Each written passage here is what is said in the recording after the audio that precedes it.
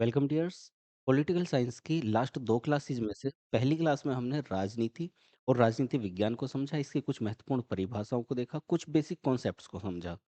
दूसरी क्लास में हमने राजनीतिक सिद्धांतों को समझा, इनका मेन कॉन्सेप्ट क्या है, क्या किस तरह से राजनीतिक सिद्धांत बनाए जाते हैं, किस तरह से वो बदलते हैं, ये सबको हमने समझ लिया।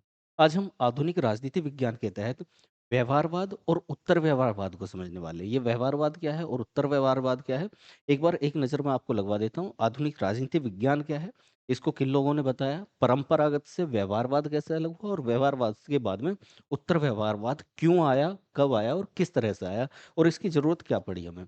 तो व्यवहारवाद क्या है, किसने दिया और इसका मेन कॉन्सेप्ट क्या है, ये समझने वाले हैं। इसके साथ-साथ हम इससे रिलेटेड कुछ बुक्स देखने वाले हैं, किस तरह से इसका डेवलपमेंट हुआ ये देखने वाले हैं। इसके लिए क्या नियम बनाए गए हैं वो देखने वाले हैं।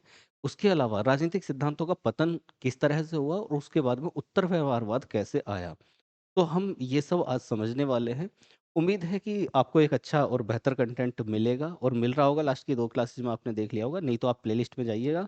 अगर आप अभी तक क्लास नहीं देखी हैं, तो ये पॉलिटिकल साइंस की क्लासेस देख लीजिए। आपको अच्छे से एक कॉन्सेप्ट के ज़रिए समझ में आ जाएगा सब कुछ। क्योंकि मैंने कई बार देखा है कि हमारा जो मेन कॉन्सेप्ट्स है, वो यहाँ पर आपको ऑनलाइन प्लेटफ़ॉर्म पर नहीं मिल रहा है।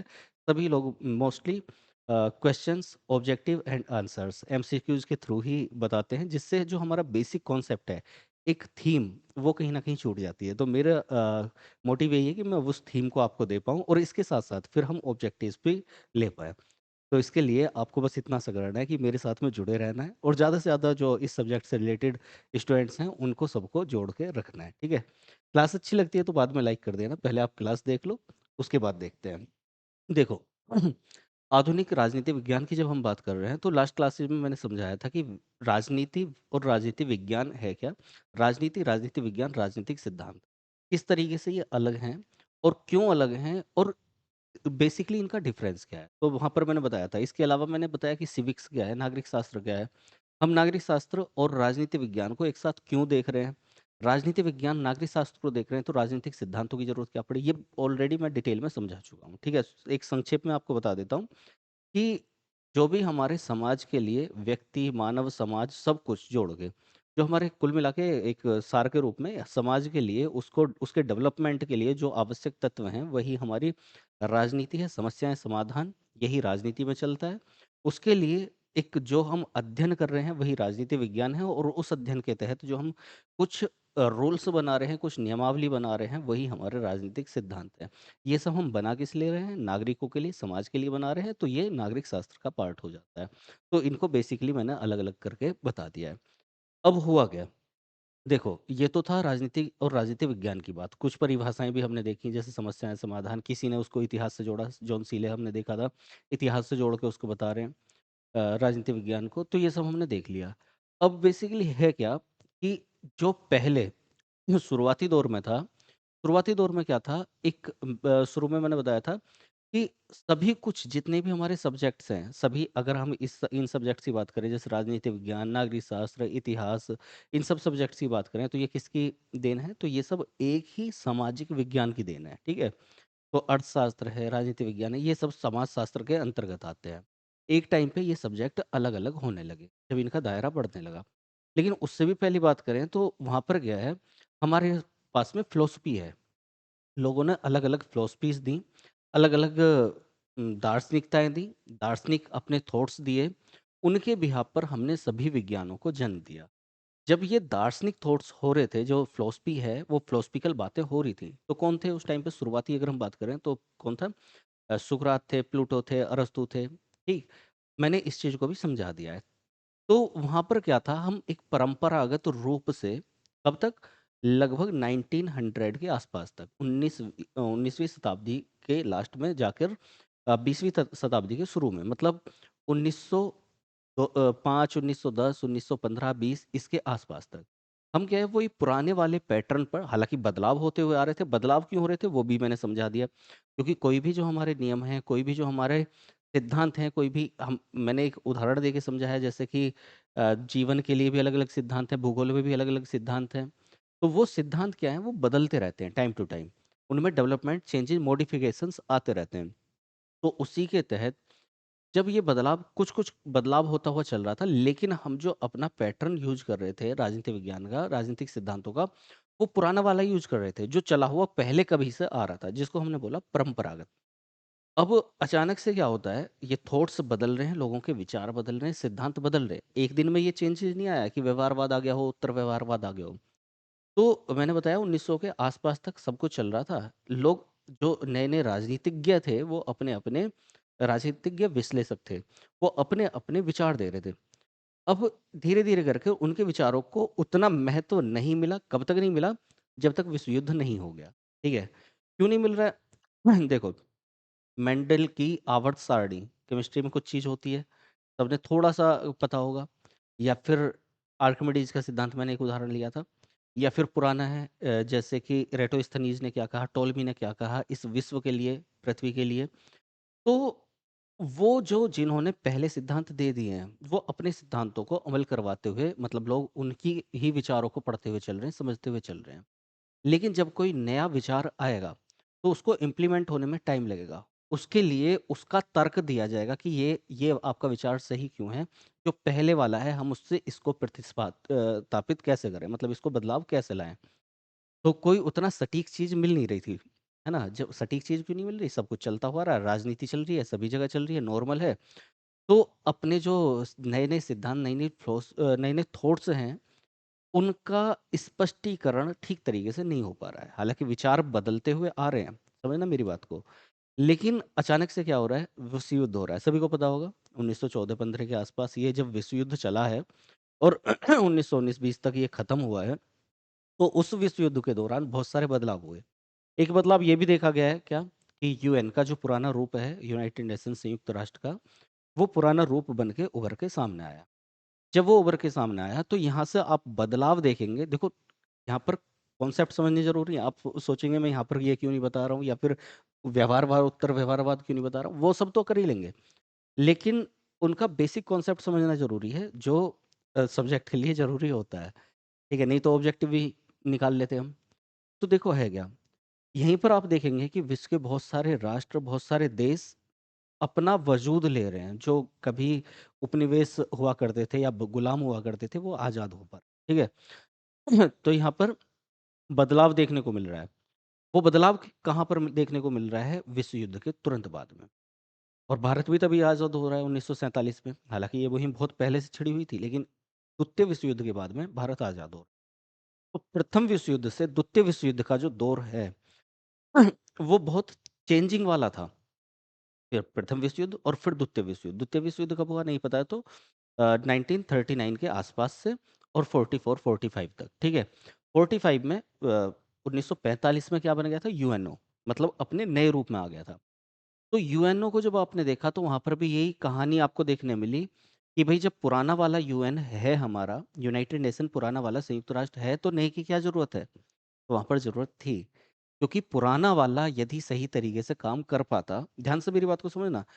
अब क्योंकि व्यवहारवाद से उत्तर व्यवहारवाद में आएँगे तो इस क्वेश्चन का आंसर आपको ऑलरेडी आपके माइंड में चल रहा होगा कि क्यों? तो अगर पुराना वाला यूएन अपना काम सही से कर पाता, मॉडिफ़िकेशन उसमें करने की ज़रूरत नहीं पड़ती। लेकिन अभी ज़रूरत है क्योंकि द्वितीय विश्व युद्ध हो चुका है, ठीक है? तो वैसे ही जब हमारा प्रथम विश्व युद्ध हुआ तो यहाँ पर विचार निकल कर आने लगे कि भई जब पहले राजनीति सिद्धांत हैं, राजनीति विज्ञान पहले से चलता हुआ आ रहा है, तो फिर इस तरह का एक क्रूर ये विश्व क्यों बन गया? एक-दूसरे के लिए मार-काट ये सब ऐसा क्यों बना? अगर राजनीतिक सिद्धांत थे, राजनीतिक विज्ञान था, तो उसके तहत सब कुछ सही चलना चाहिए था, है ना? आपसी तालमेल, समस्याओं का समाधान होता रहता और चलता रहता, लेकिन ऐसा हुआ ही क्यों? तो तब एक विचार निकल के आया कि हम कहीं न कहीं व्यवहार से छूट रहे हैं। हम इंसान के, मानव के या राजनीति का व्यवहार नहीं पकड़ पा रहे हैं। हम उसके मूल्यों पर तो ध्यान दे रहे हैं, व्यवहार नहीं पकड़ पा रहे हैं। अभी यहाँ पर आप देखेंगे तो मैंने डिफ़रेंस पहले उस डिफ़रेंस को देख ले रहे हैं क्योंकि ये चीज़ें तभी समझ में आएँगी कि व्यावहारिक दृष्टिकोण क्या है, ये सब क्या है। तो देखो, परंपरागत विज्ञान में क्या कहा गया था, राजनीति विज्ञान में, वहाँ पर दार्शनिक और नीति शास्त्र का प्रभाव था, ठीक है? नीतियाँ बनाना और दार्शनिक फिलॉसफिकल टर्म्स में नीतियों का निर्माण करना। तो इनका प्रभाव था, सभी को पता है वो शुरुआती दौर से ऐसा ही चलता हुआ आ रहा है हमारी परंपराओं में। रीतियों में शुरू से ही ये चलता हुआ आ रहा है। वहाँ पर औपचारिक अध्ययन था, फ़ॉर्मली अध्ययन था, पूरी तरीके से सिस्टमैटिकली पैटर्न में अध्ययन चल रहा है। यहाँ पर संवैधानिक अध्ययन था, ठीक है? संविधान का मतलब यहाँ पर एग्ज़ैक्टली ऐसे संविधान से नहीं है जैसे भारत का लिखित संविधान है। कहीं भी कोई भी नियम, कायदे, कानून बने हुए होंगे, वो मौखिक रूप में है, लिखित रूप में है, सभी क्या हैं? संवैधानिक रूप है। यहाँ पर संस्थागत अध्ययन था, ठीक है? ये सब यहाँ पर मौजूद था। लेकिन यहाँ पर एक यहाँ पर मूल्य प्रधान ये हमारा राजनीति विज्ञान हुआ करता था। यहाँ पर लिखना रह गया है मूल्य प्रधान राजनीति, ये यहाँ पर हो रही है। तो यहाँ पर हम उन्हीं फिलॉसफिकल टर्म में सोच रहे हैं कि हम समाज के लिए अच्छा कर पाएँ, ये है, वो है, इस तरीके से हम सोच रहे हैं। उसके लाभ, हानि, उचित, अनुचित इन चीज़ों में चलता हुआ आ रहा है। तो यहाँ पर एक विचारधारा आई कि भई हमारा जो ये सब गड़बड़ हुई है, वो इसलिए हुई है क्योंकि ये हम वैज्ञानिक अध्ययन पूरी तरीके से इसको नहीं बना पा रहे। तो इसको क्या बनाया जाए? वैज्ञानिक अध्ययन बनाया जाए। राजनीतिक विज्ञान को कम से कम जब हम उसको विज्ञान बना रहे हैं, तो पूरी तरीके से विज्ञान ही होना चाहिए। और विज्ञान किस तरह से होना चाहिए? कि इसमें एक क्रमबद्ध ज्ञान होना चाहिए, जो तथ्यों पर आधारित हो और जिसमें मूल्य ना हो। यहाँ पर एक शब्द आएगा मूल्य, तो यहाँ पर मूल्य निरपेक्ष, यहाँ से क्वेश्चन बनते हैं तो उनको ध्यान रखना है। तो व्यवहारवाद क्या क बोल रहा है? मूल्य निरपेक्षता, ये इसका मेन पॉइंट है, मूल्य निरपेक्ष या मूल्य तटस्थता, तटस्थता, ध्यान रखना है ये शब्द को। मतलब मूल्यों को अलग कर देना। कहाँ पर हुआ ये? ध्यान रखना, ये हुआ है व्यवहारवाद में। मूल्य क्या है? मूल्य का मतलब वैल्यू, वैल्यू तो इंग्लिश में होता है, लेकिन मूल्य है क्या? तो मूल्य हैं हमारे कि जब हम राजनीति विज्ञान को या उसके टर्म्स में जब हम उचित, अनुचित, लाभ, हानि, सही, गलत, समाज के लिए क्या अच्छा है, बुरा है, ये सब सोचने में रहते हैं, तो वो हमारे मूल्य कहलाते हैं। तो व्यवहारवाद वालों ने क्या काम किया कि भई इनको थोड़ी देर के लिए इन मूल्यों को निकालो यहाँ से। क्यों निकालो? अगर ये मूल्य ही आ रहे हैं सामने, तो फिर अगर मूल्यों का इतना वजूद है, तो फिर ये सब क्यों हुआ? इतना क्रूर युद्ध, सब लोग एक-दूसरे के सारे देश आपस में भिड़े पड़े हैं, ऐसा क्यों हुआ? तो इसका मतलब मूल्यों को तटस्थ कर दो, अलग कर दो, उस उनको निरपेक्ष कर दो। तो उनसे अलग एक हमें राजनीति की ज़रूरत पड़ेगी, वो किसकी ज़रूरत पड़ेगी? व्यावहारिक रूप में। तो मूल्यों को तो बाद में देखेंगे, पहले हम व्यावहारिक रूप में इसको देखेंगे। व्यावहारिक रूप मतलब एक, मतलब हमारी मेंटालिटी कैसी है? हमारी सोच कैसी है? हमारा व्यवहार कैसा है? अगर हम राजनीतिक टर्म्स में आ रहे हैं, तो उदाहरण के लिए हम सोच सकते हैं, भई मैं अगर किसी नेता को चुनूँगा या फिर मैं किसी पार्टी को चुनूँगा, तो मेरी सोच क्या है? मुझे चाहिए क्या? है ना? तो वो यहाँ पर ज़रूरत पड़ रही है। तो यहाँ पर वैज्ञानिक अध्ययन, इन्होंने बोला कि पूर्णतः वैज्ञानिक हो। जब वैज्ञानिक होगा, तो वो तार्किक होगा, रीज़नेबल होगा। वहाँ पर अगर कुछ भी हमने बोला, हमने राजनीति विज्ञान का कोई भी एक सिद्धांत दे दिया कि यह, जैसे सीले ने बोल दिया था कि यह इतिहास, इसका नया रूप ही राजनीति है, या इतिहास का वर्तमान में इतिहास, इतिहास का भूत, ऐसे करके बोल दिया, तो यही राजनीति है। अब अगर ये है, तो उसको पूरी तरीके से वैज्ञानिक रूप में आप सिद्ध करो। आपने कोई भी स्टेटमेंट दिया है, कुछ भी बात बोली है, तो वहाँ पर तार्किक रूप से आपके पास वो तर्क होना चाहिए, वो रीज़न होना चाहिए, जिसकी वजह से आप उसको विज्ञान बोल सको। उसके लिए क्या किया गया? मूल्यों को निरपेक्ष कर दिया गया, उनको तटस्थ कर दिया गया, अलग कर दिया गया, ठीक है? अंतर्विषयक होना चाहिए। अंतर्विषयक का मतलब जो आपस में टॉपिक्स हैं, जो सब्जेक्ट्स हैं, जैसे कि नागरिकता है या फिर हमें कुछ अधिकार हैं, कर्तव्य हैं, ये सब इंटर रिलेट होने चाहिए। समाज, नागरिक, राजनीति, अर्थव्यवस्था, पैसा, ये सब इंटर रिलेट होने चाहिए, राजनीति विज्ञान तभी हो सकता है। ये क्या गया? ये शुद्ध ज्ञान होना चाहिए, मिलावट नहीं होनी चाहिए।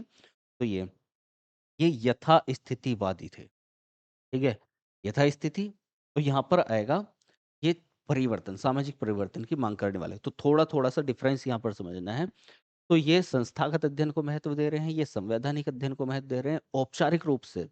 जैसे स्कूल में पढ़ाई होती है, तो वो औपचारिक होती है, फ़ॉर्मली होती है, संवैधानिक नियमों में बंध के होती है, और संस्थागत पढ़ाई होती है। इतना माइंड में रखें आप।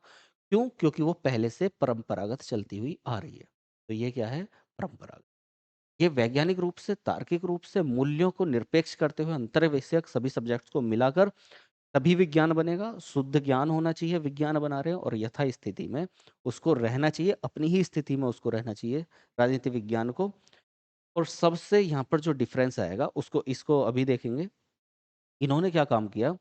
इन्होंने व्यक्ति का व्यवहार, यानी कि व्यष्टि स्तरीय विश्लेषण, माइक्रो, जो हिंदी में नहीं समझ पाएंगे ध्यान रखना, इंग्लिश में माइक्रो लेवल एनालिसिस। तो ये व्यवहारवादी क्या बोल रहे हैं कि यहाँ पर अगर आप ये डिफरेंस समझ गए तो आगे का भी आसानी से समझ जाएंगे। तो माइक्रो लेवल एनालिसिस यहाँ पर जरूरी है। यहाँ पर मूल्य क्या है, अच्छा गलत क्या है, वो तो बाद की चीज है। पहले इंसान क्या सोच रहा है, उसके लिए जरूरी क्या है, पहले वो जरूरी है। तो यहाँ पर ध्यान रखेंगे, यहाँ पर क्या किया गया है, व्यवहार को देखा गया है, और व्यवहार को किस रूप में देखा गया है, व्यक्ति के व्यवहार के रूप में, और माइक्रो लेवल पर व्यष्टि रूप में। हिंदी में व्यष्टि और इंग्लिश में माइक्रो। तो माइक्रो लेवल पर व्यष्टि रूप में, सूक्ष्म रूप में प्रत्येक व्यक्ति का व्यवहार किस तरह से चलता है, उसी के अकॉर्डिंग राजनीति विज्ञान होना चाहिए, उसी के अकॉर्डिंग राजनीतिक सिद्धांत बनने चाहिए। यही हमारी राजनीति होनी चाहिए। अब यहाँ पर समस्या आ जाती है। समस्या क्या आ जाती है? भाई, हमारा अभी मेरा मूड, मेरा व्यवहार कैसा है, मैं अभी पढ़ा रहा हूँ, ठीक है। आप लोगों का व्यवहार कैसा है, आप लोग पढ़ रहे हैं। अब व्यवहार तो हमारा चेंज हो सकता है ना। अभी हम आज पढ़ा रहे हैं, पढ़ रहे हैं, हमारे सामने कुछ मोरलिटीज हैं, नैतिक तत्व हैं।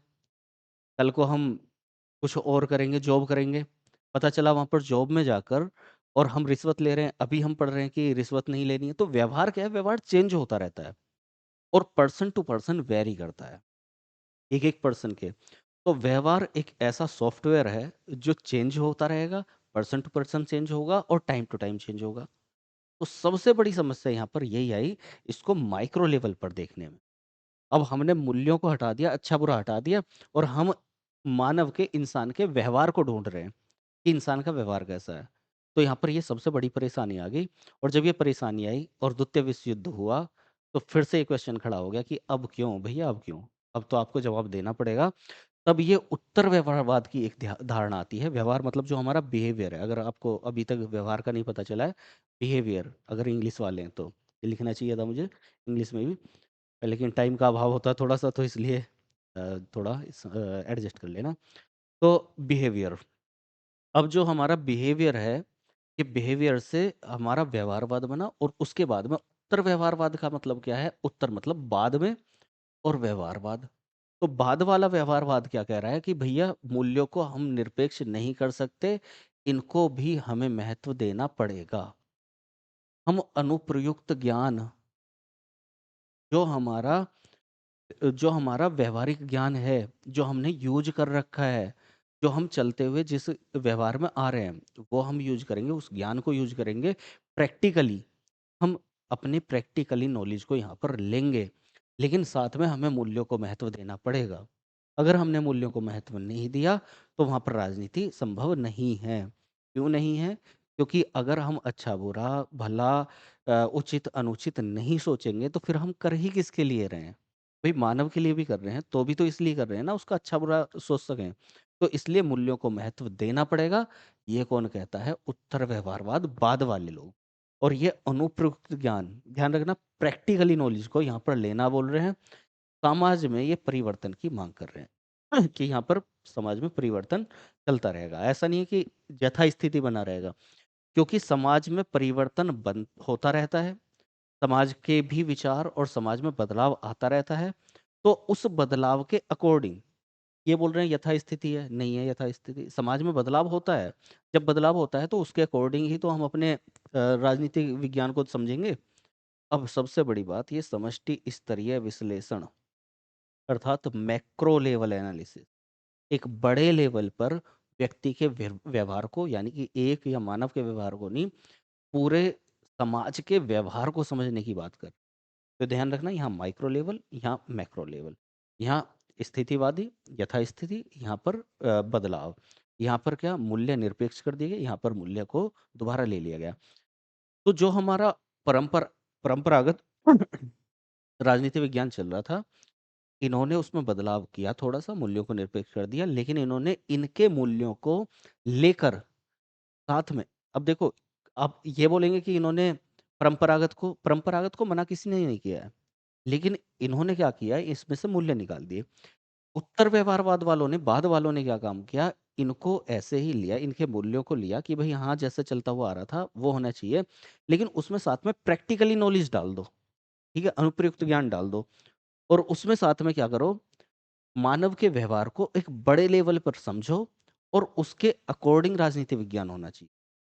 तो साथ में क्या मिक्स कर दिया, ध्यान रखें, यही परंपरागत में, साथ में इसमें इसके मूल्यों को अलग करके, तो मूल्यों को लिया और अनुप्रयुक्त ज्ञान लिया, अनुभव मूलक ज्ञान लिया, अनुभव मूलक जो हमें अनुभव से प्राप्त हो रहा है उसको लिया और समष्टि स्तर पर एक व्यवहार का, बिहेवियर का विश्लेषण किया और राजनीति विज्ञान को एक नई दिशा दी। तो ये बेसिकली डिफरेंस आता है यहाँ परंपरागत में, व्यवहारवाद में और उत्तर व्यवहार। अब एक एक करके हम इसे समझ लेते हैं, ठीक है? तो देखो, आधुनिक राजनीति विज्ञान क्या है?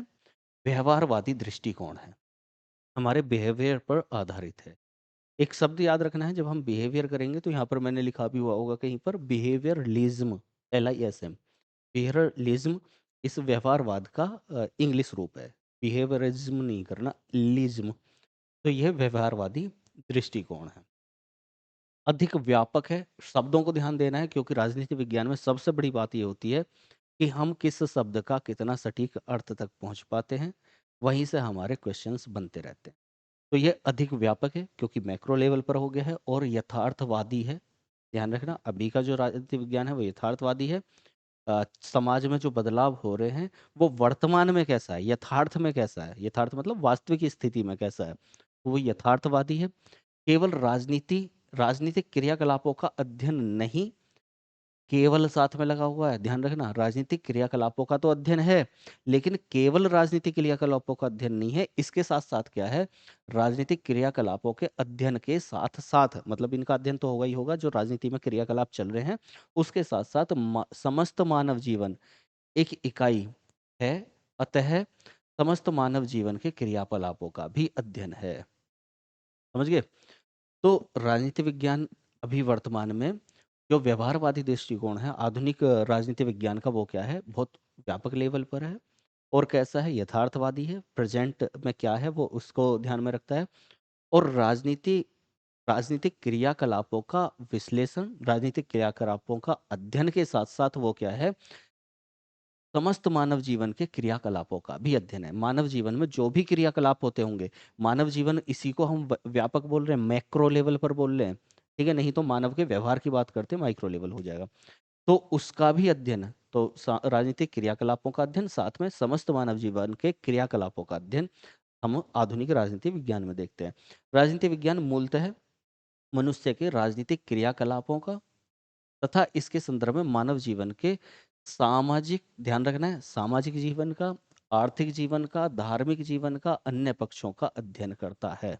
तो आपको स्टेटमेंट में क्वेश्चन आ सकता है कि किसका अध्ययन करता है, तो ये मानव के जीवन के सामाजिक, राजनीतिक, आर्थिक और धार्मिक, सांस्कृतिक सभी चीज़ों का अध्ययन करता है, तब जाके आधुनिक राजनीति विज्ञान बनता है। ठीक है, ध्यान रखना है इस चीज़ को। शक्ति का अध्ययन करता है, अंतर अनुशासनात्मक अध्ययन करता है। ठीक है, ये ऑलरेडी शायद मैंने बता दिया है कि अंतर अनुशासनात्मक, आपस में किस तरह से इनके अनुशासन क्या संबंध होगा, उनका अध्ययन करेगा। आधुनिक राजनीति विज्ञान के प्रमुख समर्थक जो हैं, नाम ध्यान रखना है वो कौन है, तो डेविड ईस्टर्न, जिन पर मैं मार्क कर रहा हूँ उनको तो छोड़ना ही नहीं है, हेरोल्ड लॉसवेल, ठीक, चार्ल्स मेरियम, हॉबर्ट साइमन, राइट। बाकी को भी ध्यान रखेंगे, लेकिन कम से कम ये तीन तो बिल्कुल ही नहीं छोड़ेंगे हम। तो ध्यान रखना, आधुनिक राजनीति विज्ञान के प्रमुख समर्थक डेविड ईस्टर्न है, डेविड ट्रोमैन है, हेरोल्ड लॉसवेल है, कैटलिन ग्राहम वालास हैं, ग्राहम वालास हैं, फ्रेडरिक सुमैन है, हर्बर्ट साइमन है, क्विंसी राइट है। ठीक, तो इनमें जो मार्क किए हैं कम से कम इन्हें बिल्कुल नहीं छोड़ना, David Eastern, Charles Merriam, Harold Lasswell, Catlin Graham Wallas, ठीक है, डेविड ट्रोमैन, तो ये सब आधुनिक राजनीति विज्ञान के प्रमुख समर्थक हैं। तो आधुनिक राजनीति विज्ञान क्या है ये मैंने बता दिया, तीनों में डिफरेंस मैंने बता दिया कि परंपरागत जो था वो किस तरह कैसा था, एक राजनीतिक माहौल था, उसमें क्या, दर्शनवादी, फिलोसफिकल, उसके बाद में चेंज हुआ, फॉर्मली से फिलोसफिकल से चेंज हुआ और चेंज होकर ये किस में आ गया, तर्कवादी में। और पूर्णतः विज्ञान इसको बनाने की कोशिश की, इसमें से मूल्यों को निकाल दिया। लेकिन जब समस्या आई, इस पर माइक्रो लेवल पर इसका अध्ययन किया गया। अध्ययन किया जाए राजनीति विज्ञान में माइक्रो लेवल पर, मानव के व्यवहार पर, ये व्यवहारवाद था। इसमें से मूल्यों को निकाला तो समस्या आने लगी, फिर से मूल्यों को जोड़ लिया और उसके साथ साथ इसको अनुभव मूलक ज्ञान, अनुप्रयुक्त ज्ञान के साथ साथ मानव के जीवन के समस्त क्रियाकलापों का अध्ययन जब हम मैक्रो लेवल पर, बड़े लेवल पर करने लगे, तो वो हमारा उत्तर व्यवहारवाद कहलाने लगा। ठीक है, समझा दिया मैंने। आगे आते हैं कि व्यवहारवाद क्या है। ऑलरेडी मैं बता चुका हूँ, लेकिन कुछ चीज़ें जो हमें क्वेश्चंस के हिसाब से कुछ पैटर्न ध्यान रखने हैं वो है। तो 1930-40 के आसपास इसने अच्छी पकड़ बनाई, अच्छी पकड़ बना ली थी यहाँ पे। लेकिन तभी क्या हुआ, इसका अभी मैं विकास भी दिखाऊँगा किस तरीके से चला है। लेकिन तभी क्या हुआ, द्वितीय विश्व युद्ध हो गया, द्वितीय विश्व युद्ध हो गया, फिर से ये धराशायी हो गया, ठीक? तो लगभग टाइम ये है। तो क्यों ये टाइम इसलिए लिखा है मैंने, 1900 से मान सकते हैं आप, 1900, 1910, 1920, 1930, 1940, 1900 से पहला ये नहीं होगा, ठीक? पूरी तरह से। राजनीतिक सिद्धांत से संबंधित एक आधुनिक उपागम है क्या? मतलब व्यवहारवाद है क्या? तो ऑलरेडी हमने बताया कि जो राजनीतिक सिद्धांत थे, उनका नया उपागम, नया पैटर्न ही जो है वो क्या है? व्यवहारवाद। लेकिन नया बिल्कुल लेटेस्ट से पुराना वर्ज़न, ठीक? ये व्यवहारवाद है।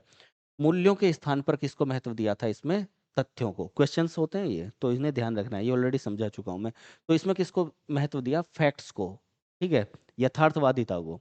उद्देश्य क्या था? राजनीतिक सिद्धांत की अध्ययन पद्धति को चिंतन और आदर्श से मुक्त कर, यानी कि जो हम पहले फिलोसफिकल और आदर्शवादिता में जा रहे थे, अच्छा बुरा मूल्यों को प्रधानता देते थे, उससे मुक्त कर इसको व्यवहारिक तथा अनुभव मूलक बनाना।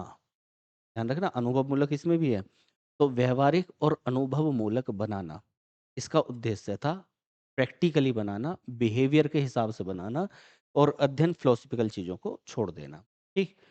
मानव व्यवहार और राजनीतिक प्रक्रिया के अध्ययन पर जोर, तो ये ऑलरेडी हम कर चुके हैं कि मानव व्यवहार और राजनीतिक प्रक्रिया पर जोर दिया। अंतर अनुशासनात्मक पद्धति पर जोर दिया, ये भी हमने देख लिया है। आधारशिला क्या थी इसकी, ये पूछा जाता है, तो इसको ध्यान रखेंगे, शिकागो स्कूल, ठीक? अमेरिका से ये चला हुआ है, अमेरिका का एक शहर है, कौन सा? शिकागो। जहाँ पे कौन गए थे? तो स्वामी विवेकानंद, ध्यान होगा कहाँ पर गए थे? शिकागो।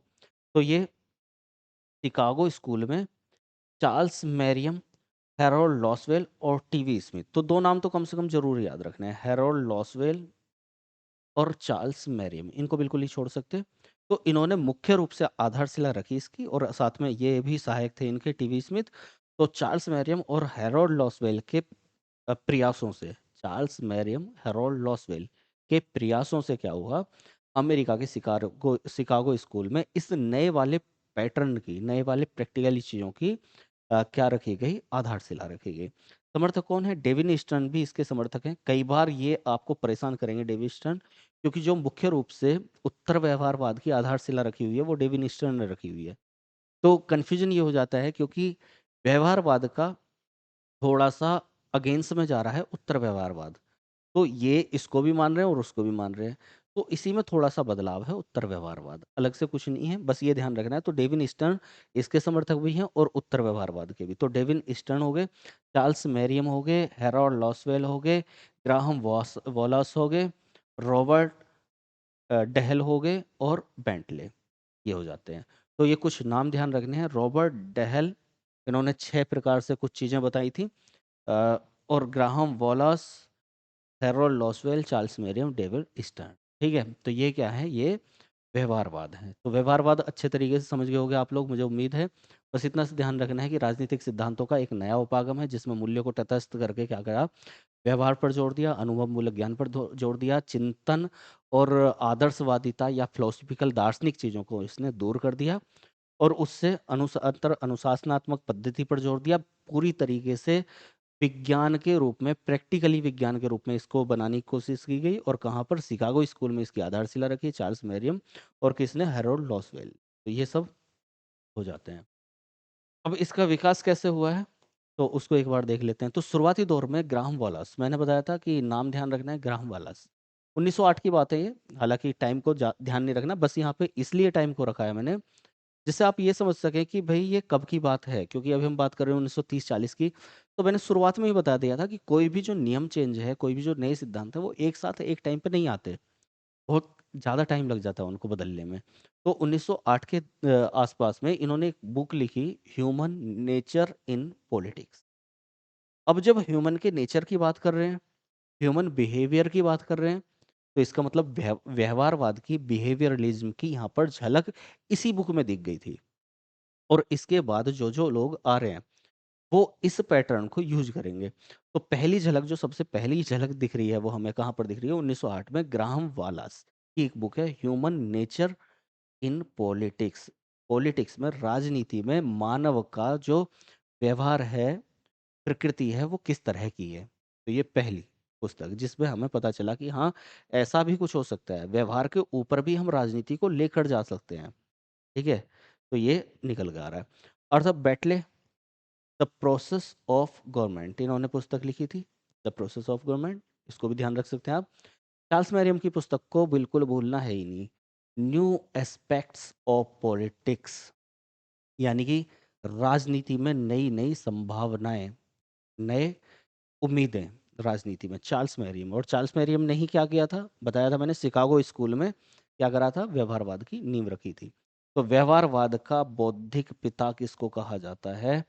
चार्ल्स मैरियम को। बहुत इंपॉर्टेंट चीज है, चार्ल्स मैरियम व्यवहारवाद का बौद्धिक पिता। कौन? Charles Mariam. New aspects of politics किसने लिखी? Charles Mariam. ठीक है, सबसे इंपॉर्टेंट तो यही है। तो उसके बाद हैरोल्ड ऑस्वेल की बात करें तो इन्होंने एक पुस्तक लिखी, सॉरी, जिसमें क्या बताया इसके राजनीति के बारे में। तो पॉलिटिक्स, पॉलिटिक्स क्या है? तो ये है who gets what, when, sorry, एक बार देखते हैं। हैरोल्ड ऑस्वेल ने पुस्तक लिखी पॉलिटिक्स। पॉलिटिक्स क्या है, यहाँ पर लिखा हुआ है। तो पॉलिटिक्स क्या है? हु गेट व्हाट, व्हेन और एंड हाउ। किसने क्या प्राप्त किया, किसने क्या प्राप्त किया, कब किया और कैसे किया। तो यही क्या है, पॉलिटिक्स है। ये हैरोल्ड लॉसवेल इस पुस्तक को लिख रहे हैं। Politics, who get what, who gets what, when and how, कैसे प्राप्त किया। डेविन स्टर्न ने एक पुस्तक लिखी है, द मीनिंग ऑफ बिहेवियरलिज्म। तो इसी वर्ड की मैं बात कर रहा था, बिहेवियरलिज्म। आपको ये वर्ड ध्यान रखना है, इंग्लिश वालों को। लिज्म, बिहेवियरिज्म नहीं करना, लिज्म। तो ये जो पॉलिटी वाला हमारा व्यवहारवाद होता है, उसकी स्पेलिंग बिहेवियरलिज्म होती है, पॉलिटी वाले की, राजनीति विज्ञान की। ठीक है, ध्यान रखना है इसको। तो वो कौन सी, एक तो ये जरूर ही याद रखनी है, new aspect of politics, Charles मेरियम, and the meaning of the behaviourism, यानी कि बिहेवियरलिज्म का मतलब क्या है। बिहेवियरलिज्म, व्यवहारवाद का मतलब क्या है, डेविन स्टर्न ने। और व्यवहारवाद का मतलब क्या है, इसमें इन्होंने समझाया। तो इनका एक कथन, एक स्टेटमेंट हमें ध्यान रखना है कि व्यवहारवाद का मतलब इन्होंने क्या बताया, वो अगली स्लाइड पर मैं दिखा रहा हूँ। तो ये दो पुस्तक, व्यवहारवाद का बौद्धिक पिता चार्ल्स मेरियम, हालांकि व्यवहारवाद का, उत्तर व्यवहारवाद का पिता डेविन स्टर्न को भी हम कह सकते हैं। ठीक, ध्यान रखना है इस चीज को, बौद्धिक पिता हम इन्हीं को बोलेंगे। व्यवहारवाद का व्यवस्थित रूप जो दिया, वो किसने दिया? डेविन स्टर्न ने। ध्यान रखना है, व्यवहारवाद को सिस्टेमेटिकली तरीके से लगाकर, यहाँ पर ध्यान रखना है व्यवस्था सिद्धांत, व्यवस्था सिद्धांत, राजनीति का व्यवस्था सिद्धांत व्यवहारवाद का किसने दिया है? तो वो डेविन स्टर्न ने। ठीक, ध्यान रखना। तो व्यवस्थित रूप किसने दिया? डेविन स्टर्न ने। इसलिए इनको हम व्यवहारवाद का, व्यवस्थित व्यवहारवाद का पिता भी कहते हैं। ठीक, कथन क्या था इनका? जितने व्यवहारवादी हैं, उतना ही व्यवहारवाद के अर्थ है। इन्होंने एक ही बात बोली, भाई व्यवहारवाद के बारे में मैं क्या बता सकता हूँ, व्यवहारवाद बहुत कुछ है, बहुत सारा कुछ इन्होंने बताया। और साथ में ये बोल दिया कि अब क्या ही बोलूँ मैं, जितने व्यवहारवादी हैं उतना ही व्यवहारवाद के अर्थ है। मतलब सारे के सारे व्यवहारवादी अपने हिसाब से ह्यूमन बिहेवियर के आधार पर, क्योंकि सब मानव का बिहेवियर, मानव का व्यवहार अलग अलग देखते हैं और अपने हिसाब से नई नई परिभाषाएं गढ़ देते हैं। तो जितने व्यवहारवादी हैं उतने ही व्यवहारवाद के अर्थ हैं। इसलिए ये व्यवहारवाद केवल मानव, एक कॉन्सेप्ट बता रहा हूँ, इसलिए बोलते हैं कि व्यवहारवाद केवल मानव पर नहीं, मानव के समस्त क्रियाकलापों पर होना चाहिए। मानव के समस्त क्रियाकलापों का व्यवहार देखें हम और उसी को ये कन्वर्ट करेंगे किसमें? उत्तर व्यवहारवाद में। ठीक है, ध्यान रखना, अभी आगे चल गए। तो जितने व्यवहारवादी उतने ये। वो कौन-सी थी? द मीनिंग ऑफ बिहेवियरलिज्म, व्यवहारवाद की संरचना 8 तत्व दिए इन्होंने। ठीक है? वो कभी हमने देखी थी इनकी द मीनिंग ऑफ बिहेवियरलिज्म, उसमें इन्होंने 8 तत्व दिए, 8 नियम दिए व्यवहारवाद। क्या थे? अब इनको आठों को कंठस्थ कर लेंगे। ये थोड़ा-सा गड़बड़ हो गया है, ध्यान रखना ये पहला ये है। पहला, दूसरा, तीसरा, चौथा, 5वाँ, छठा, 7वाँ और 8वाँ। ठीक है? वो वहाँ पर डल गया है तत्व के साथ में। तो व्यवहारवाद के लिए डेविनिस्टर ने 8 तत्व दिए। पहला कौन-सा है? नियमन। कि नियमितता, नियमन उसका होना चाहिए कुछ, खास रूलिंग होनी चाहिए। व्यवहारवाद का खास पैटर्न सत्यापन। सत्यापन उसका, हम अगर कोई स्टेटमेंट दे रहे हैं या फिर कोई हम प्रैक्टिकल कर रहे हैं या फिर कुछ बात बोल रहे हैं, तो वो सत्यापित होनी चाहिए, प्रमाणित होनी चाहिए, सत्य की कसौटी पर खरी उतरनी चाहिए। ये बोल रहे हैं कौन? Devin Stern. गणना या अलग-अलग नामों से आ जाते हैं, तो सारा लिख रहा है मैंने। परिमाणीकरण, उसका परिमाण, परिणाम नहीं है ये, रिजल्ट नहीं है, परिमाण है, नाप-तोल। तो उसकी गणना या परिमाण होना चाहिए कि कैसा व्यवहार है वो ये। मूल्य तटस्थता, शुरुआती दौर में ये मूल्य तटस्थता को बता रहे हैं। मूल्य निरपेक्षता, तटस्थता या निरपेक्षता, कि मूल्य तटस्थ होना चाहिए, अलग होना चाहिए। लेकिन बाद में ये उत्तर व्यवहारवाद यही लाएँगे, ध्यान रखना। व्यवस्थापन या क्रमबद्धता, उसमें एक क्रमबद्धता होनी चाहिए क्योंकि साइंस है, तो साइंस क्या होता है? किसी क्रमबद्ध ज्ञान को ही हम क्या बोलते हैं? क्रमबद्ध शुद्ध ज्ञान को क्या बोलते हैं? विज्ञान बोलते हैं। तो ये इसमें क्रमबद्धता होनी चाहिए, व्यवस्थापन होना चाहिए, व्यवस्थीकरण होना चाहिए, एकीकरण होना चाहिए, समायोजन होना चाहिए, जो हमने देखा था अभी-अभी कि मानव व्यवहार में क्या आता है? सामाजिक, आर्थिक ये सब आता है। तो सबका एकीकरण होना चाहिए, समायोजन होना चाहिए, नई-नई टेक्निक्स, क्योंकि विज्ञान है तो उसमें नई तकनीकें यूज़ करनी चाहिए और विशुद्ध विज्ञान। तो इन्होंने, दोबारा समझ लें, डेविन स्टर्न ने व्यवहारवाद के तहत, किसके? व्यवहारवाद के तहत एक पुस्तक लिखी, द मीनिंग ऑफ बिहेवियरलिज्म। ठीक? और इसमें 8 तत्व, इसकी संरचना, व्यवहारवाद की संरचना में 8 तत्वों को मुख्य बताया इन्होंने। वो 8 तत्व क्या हैं? तो वो 8 तत्व ये हैं, ध्यान रखने कौन-कौन से, कि इसका क्या होना चाहिए? नियमन, इसमें नियमन होता है, इसमें सत्यापन होता है, इसमें गणना होती है, गणना मतलब परिमाणीकरण होता है, इसमें मूल्य तटस्थता होती है, इसमें व्यवस्थापन क्रमबद्ध होता है, एकीकरण होता है, नई-नई टेक्निक्स को यूज़ करते हैं और विशुद्ध विज्ञान ये होता है। ठीक है, तो ये ऑलरेडी आपको समझ आ गए होंगे क्योंकि मैंने कॉन्सेप्ट बता दिया। थोड़ा-सा देखो 1-2 बार इनको रिवाइज़ करना पड़ेगा कि हाँ, ये शब्द इन्होंने डेविनिस्टर ने दिए, अगर अच्छे तरीके से तैयार करना है तो। नहीं तो बेसिक-बेसिक चीज़ें याद रखो, अब ठीक है। तो अब देखो ये व्यवहारवाद था। अब हम उत्तर व्यवहारवाद पे जाएँगे। तो व्यवहारवाद का पतन, राजनीतिक सिद्धांतों का पतन हो रहा है, तभी तो हम व्यवहारवाद, उत्तर व्यवहारवाद ला रहे हैं। तो वो राजनीतिक सिद्धांतों का पतन हुआ ही क्यों? तो वो इसलिए हुआ, ध्यान से समझना, व्यवहारवाद के जब ये व्यवहारवाद आया, हम केवल साइंस में लग गए कि राजनीति को साइंस बनाने के चक्कर में हमने मूल्य तटस्थ कर दिए और हम प्रैक्टिकली चीज़ों को देखने लगे और विशुद्ध विज्ञान की तरफ जाने लगे। तो ये व्यवहारवाद के फलस्वरूप राजनीतिक सिद्धांत का पतन हुआ, ऐसा ज़्यादातर राजनीतिक शास्त्रियों ने बोला। दोबारा सुने, राजनीतिक सिद्धांत के पतन के 3 कारण माने जाते हैं। पहली बात, ये पतन है क्या? यहाँ पर लिखा हुआ नहीं है, चलो मैं बता देता हूँ। राजनीतिक सिद्धांतों का पतन क्या है? हमने लास्ट क्लास में वैसे इसको बता दिया था मैंने, राजनीतिक सिद्धांतों का पतन वहाँ ज़रूरी था बताना, लेकिन यहाँ भी बता देता हूँ मैं दोबारा से।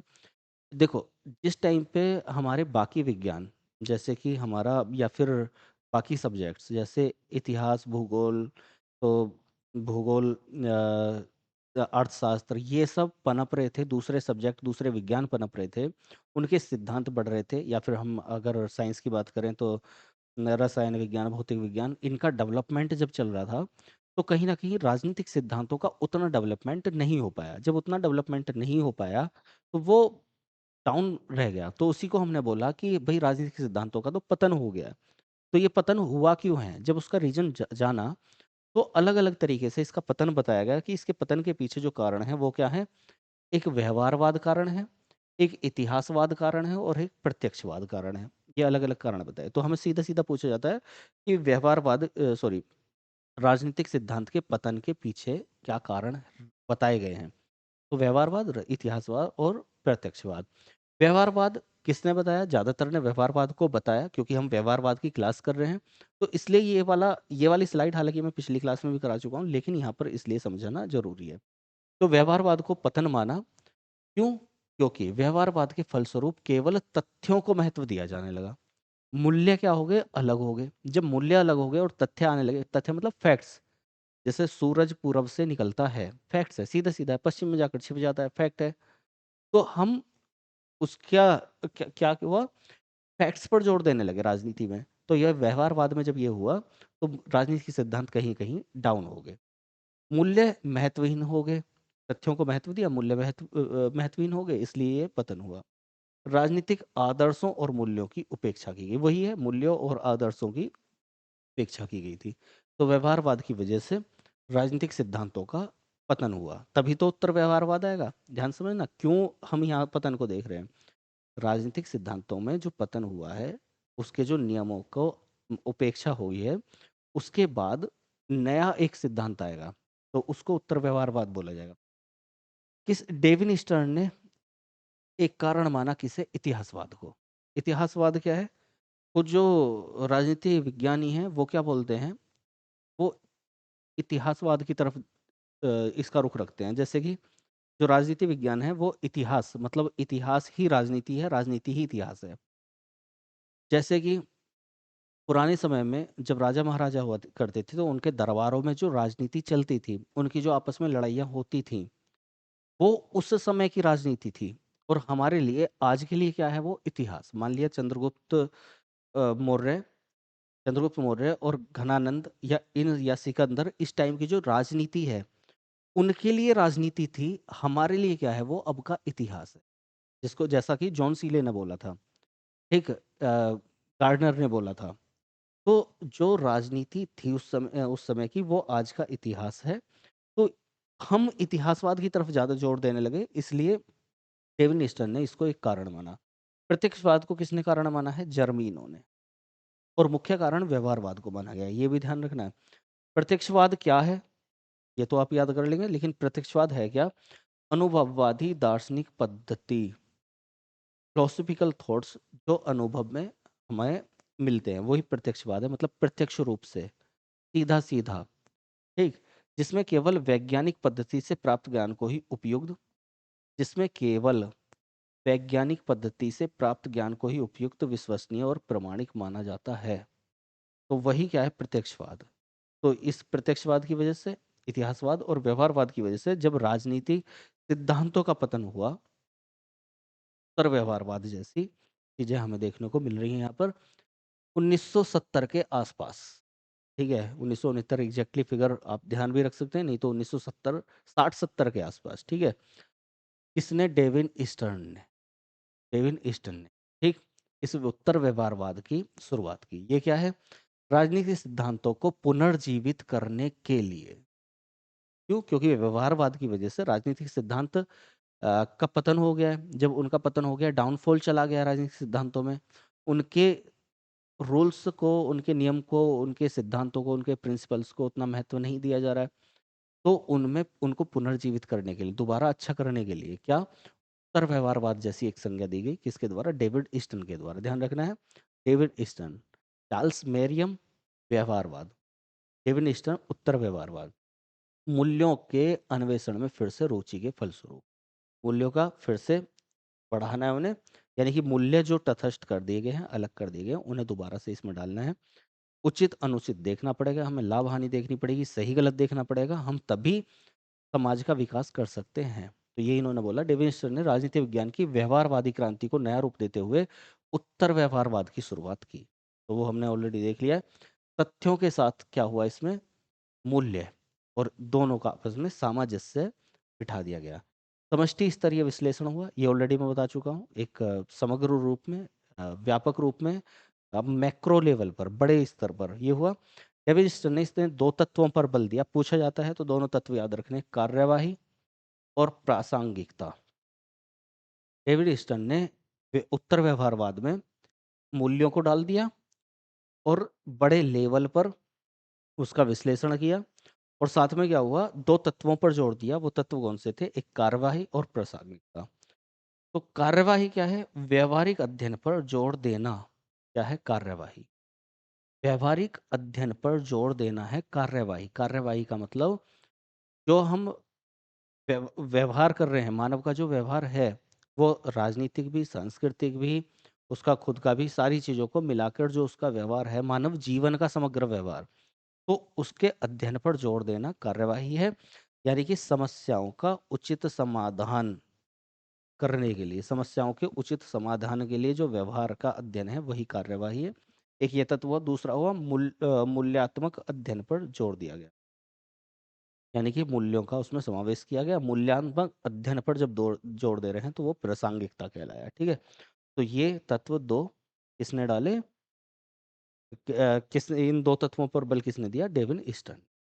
ठीक, तो ये हमारा व्यवहारवाद, उत्तर व्यवहारवाद कैसे बदला, क्या हुआ, वो सब मैंने समझा।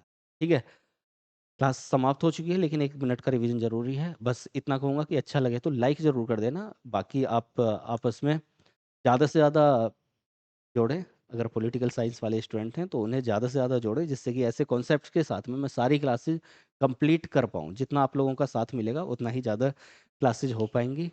तो उसके लिए साथ बने रहिएगा। एक बार शुरू से देख लेते हैं कि क्या है।